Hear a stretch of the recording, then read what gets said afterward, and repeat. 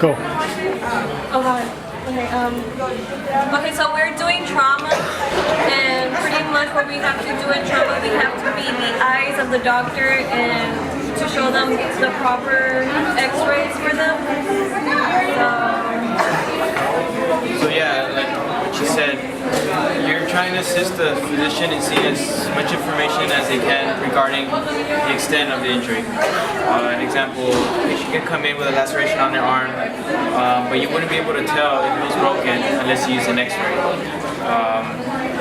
Usually the patients that we get in regards to trauma, they usually come in through EMS, they're usually on a backboard on a stretcher, they're in shock, they're semi-conscious. So we have to know how to get what we need in order to provide the doctor, well, what we're going to do. There's a lot of critical thinking. Right. Usually the first thing they come in is chest x-ray. The reason for that would be we want to see if the patient is breathing, if their airway is intact. It all goes back to stabilization first, and then treat secondary, which would be a broken leg, a broken arm, or their head. But usually that's the first step in trauma, as far as us, is to see if the patient is truly stabilized.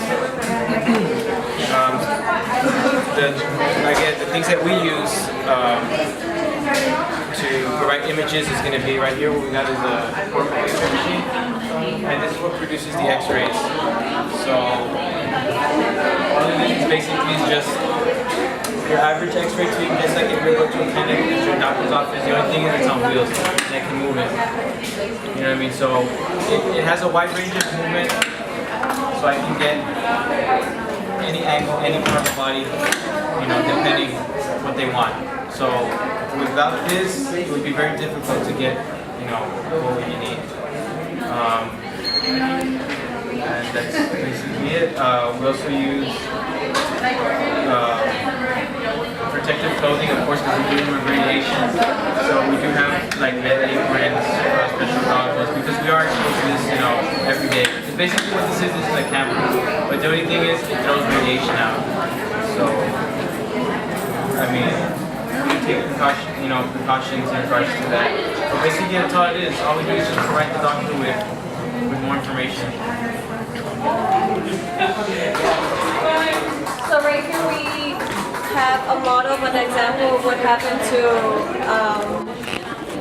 a patient. This patient did not survive because they're trying to kill him.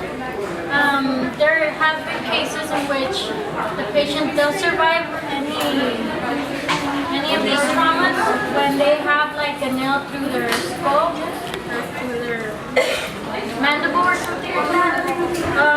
In this example, the patient did survive. So you're going to get a lot of examples in trauma. You're going to get falls, you're going to get stabbings, you're going to get gang-related, you're going to get self-harm, and you have to be prepared for all of that. They're going to be kicking, they're going to be screaming, and you have to be mentally prepared for all of that happening. As X-ray techs, you want the best image for the doctor. We don't want a lousy image and give them something that is improperly angled or something.